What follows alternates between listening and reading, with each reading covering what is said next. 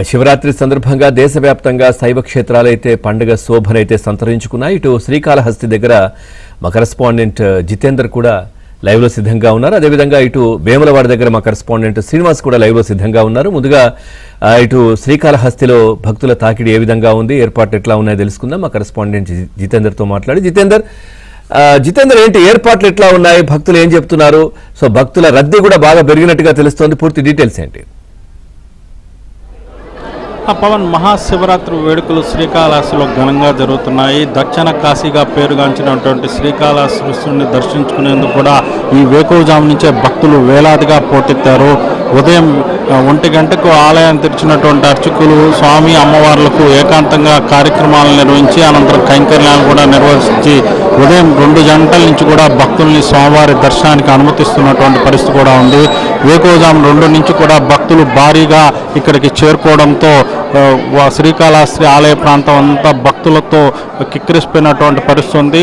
అప్పటి నుంచి కూడా నిరంతరాయంగా భక్తుల్ని స్వామివారి దర్శనానికి కూడా ఇక్కడ ఉన్నటువంటి అధికారులు అనుమతిస్తున్నటువంటి పరిస్థితి ఉంది. మరోవైపు భక్తుల రద్దీ దృష్ట్యా ఇక్కడ పోలీసులు భద్రత కూడా పటిష్టంగా ఏర్పాటు చేసినటువంటి పరిస్థితి ఉంది. దాదాపు 1100 మంది పోలీసులతో ఆలయంతో పాటు ఆలయం వెలుపల కూడా భద్రతను ఏర్పాటు చేసి కట్టుదిట్టమైన భద్రత నడుమ భక్తుల్ని క్యూ లైన్లో దర్శనానికి కూడా అనుమతిస్తున్నారు. సామాన్య భక్తులకు అధిక ప్రాధాన్యత ఇచ్చేందుకు కూడా వీఐపీలకు వివిధ స్లాట్లు కేటాయించి మిగతా టైంలో సామాన్యులనే దర్శనానికి అనుమతి ఇచ్చే విధంగా కూడా ఏర్పాట్లు చేసినటువంటి పరిస్థితి ఉంది.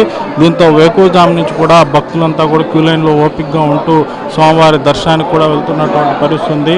ఇప్పటికే దాదాపు 20,000 మందికి పైగా భక్తులు స్వామివారిని దర్శించుకున్నటువంటి పరిస్థితి కూడా ఉంది. రాత్రి లోపల మొత్తం 1,00,000 మంది భక్తులకి స్వామివారి దర్శనం కల్పించే విధంగా కూడా దేవస్థానం అధికారులు ఏర్పాటు చేశారు. మరోవైపు పాలక మండలంతా కూడా ఇక్కడే చేరుకుని ఏర్పాట్లు కూడా పర్యవేక్షిస్తున్నటువంటి పరిస్థితి ఉంది. ఓవైపు అధికారులు ఏర్పాట్లు పర్యవేక్షిస్తూనే మరోవైపు ఇక్కడ ఉన్నటువంటి పాలక మండలి కూడా భక్తులు క్యూ లైన్లో అందుతున్నటువంటి సౌకర్యాలను కూడా పర్యవేక్షిస్తున్నటువంటి పరిస్థితి ఉంది.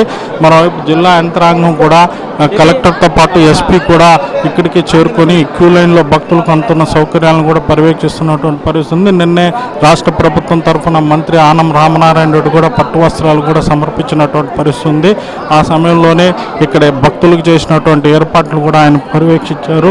భక్తులకు చేస్తున్నటువంటి ఏర్పాట్ల పట్ల కూడా సంతృప్తి వ్యక్తం చేశారు. ఇదే విధంగా సామాన్య భక్తులకు ప్రాధాన్యత ఇచ్చే విధంగా కూడా భక్తులకు అధిక సమయం దర్శన సమయాన్ని కేటాయించాలని చెప్పి కూడా ఇక్కడ అధికారులు ఆదేశించినారు. ఈ నేపథ్యంలోనే వీఐపీలకు కేవలం 3 స్లాట్లు మాత్రమే కేటాయించి మిగతా సమయాన్ని అంతా కూడా సామాన్య భక్తులనే దర్శనానికి అనుమతించే విధంగా కూడా అధికారులు ఏర్పాటు చేశారు. దాదాపు 18 గంటల పాటు ఉదయం నుంచి రాత్రి వరకు కూడా భక్తుల దర్శనానికి అనుమతించే విధంగా కూడా ఇక్కడ ఆలయ అధికారులు ఏర్పాటు చేసినటువంటి పరిస్థితి ఉంది.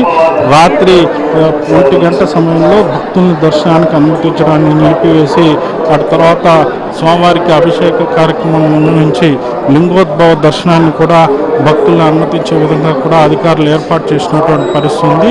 ఈ ఉదయం నుంచి కూడా రాత్రి వరకు కూడా భక్తులకి క్యూ లైన్లు ఎక్కడ కూడా ఎటువంటి ఇబ్బందులు కలగకుండా కూడా అధికారులు ఏర్పాటు చేస్తున్నటువంటి పరిస్థితి ఉంది.